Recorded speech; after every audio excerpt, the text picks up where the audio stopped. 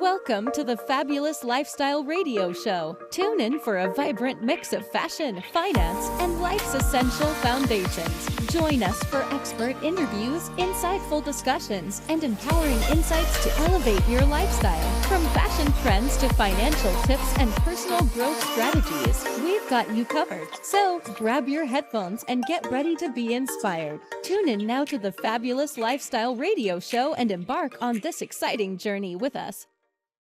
Welcome back to the Fabulous Lifestyle Radio Talk Show. I'm your host, Marie Antoinette Wade.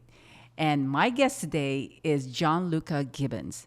Gianluca is a musician, entrepreneur, speaker, and author on How to Hijack Reality, a divine appointment with endless possibilities.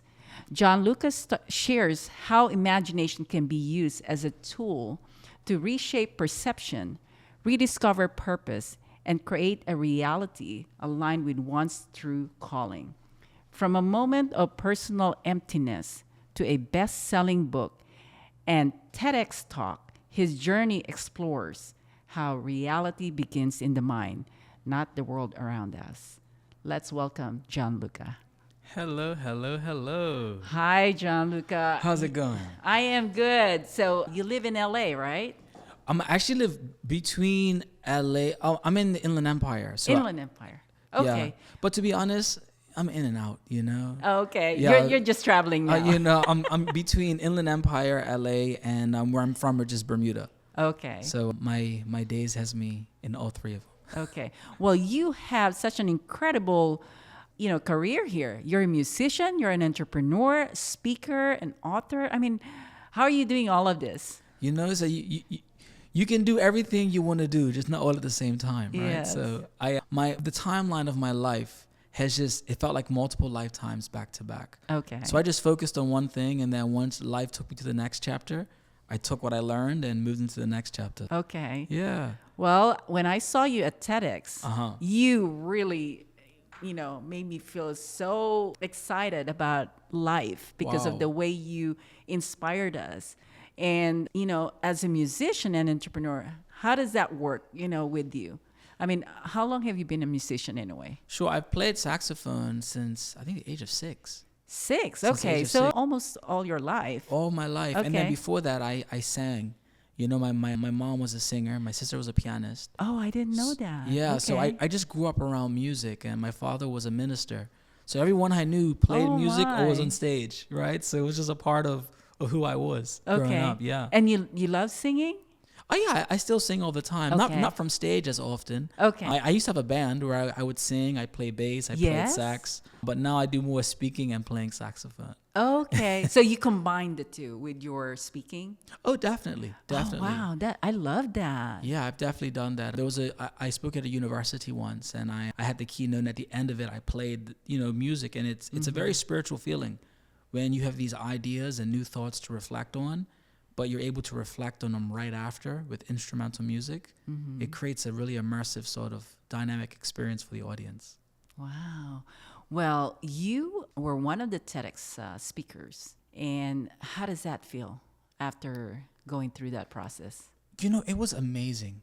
It was amazing. I felt like I was back in university. Yes. Because you get put in this room with these 7 other brilliant speakers, and also thought leaders, because they're not there just because they're speakers. Mm-hmm. They're there because they have a really interesting idea, right? So you have these original thinking individuals, and then you have the TEDx coaches that are there, and for I would say about 2 months. 2 months. For about 2 months, once a week, we're meeting for 2 to 3 hours, giving versions of our talks, critiquing, giving feedback, giving thoughts, and it's from the TEDx folks, from the other speakers themselves, and we really became a family. It was so beautiful to be in the room with these creative-mindedly people that were professionals. They were proven, they were original, but also humble enough to take critiques and ideas, and present enough to give critiques and ideas. So I loved that experience of the TEDx preparation, yeah.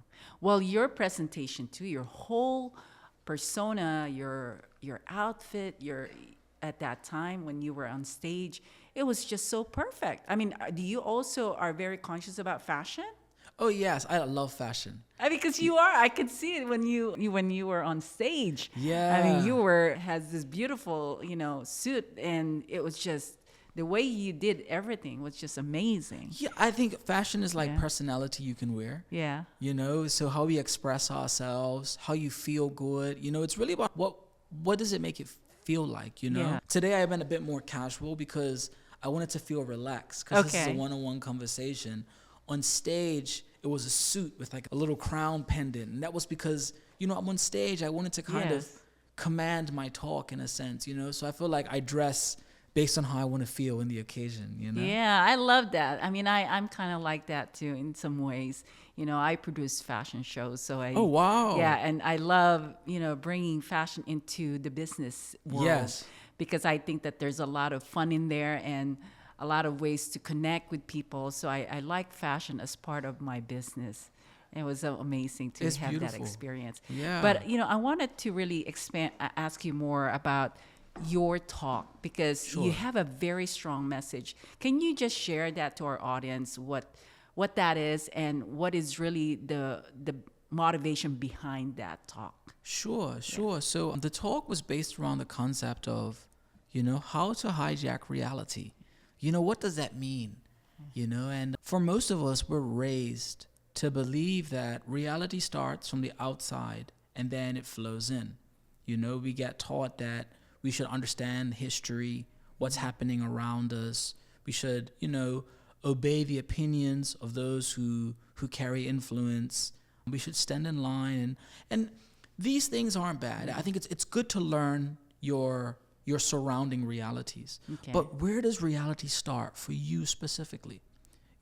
And for me, by the time I was 16, I had lived in 5 different countries. I had been to 8 different schools. I had learned 3 different languages. Impressive. But that was just, to some people, it feels impressive and it's a blessing. Yeah. But for me, that was just my reality. Okay. I knew no different. So when life is constantly changing at that level, you have to ask yourself, well, how do you determine reality when everything around you is constantly changing? Mm-hmm. And every time you think you know something, you move and it changes. So for me, I fell into imagination. Imagination was the only constant reality I knew because as I traveled the world, my imagination traveled with me and it would remain the same. And though my ideas would change, though the pictures I would draw in my mind may change over time, the root motives behind that imagination remained the same. And to me, that was more familiar than perceived reality. Wow. Now, how do you see this to other people when you're sharing this information? How does it transform for them? I think it's interesting. But most people almost get a sense of relief, because they've been there before. As Okay. children, we learn through our imaginations. Yes. There's a story I told in the TED Talk about a young boy that was sitting in the dentist's office lobby, and he didn't want to be there, and he had 2 options: to throw a tantrum, or to pick up the little wooden blocks on the table and create a world of his own. And he chose option 2. He used his imagination to escape the space, right? To drape it in imagination where the blocks become heroes and friends and they adventure across his imagination. And before you know it, the parents tap him on the shoulder, it's time to leave. And for an hour, he sat there in his own world, enjoying space and time.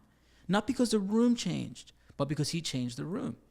He hijacked reality. So we're all born with this ability. I'm not giving you any new information. This is not groundbreaking news. It's just a reminder somewhere along the way, you forgot your superpower or somebody convinced you out of it. We can regain that power.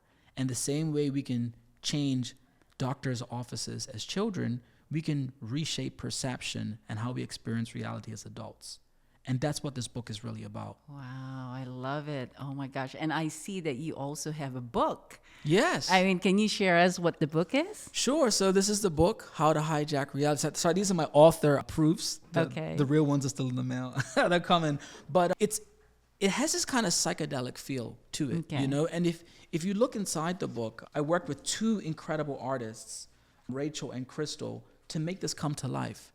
Really, so it's a cinematic experience No page is same to the other. It's an Wow. adventure because that's how reality is.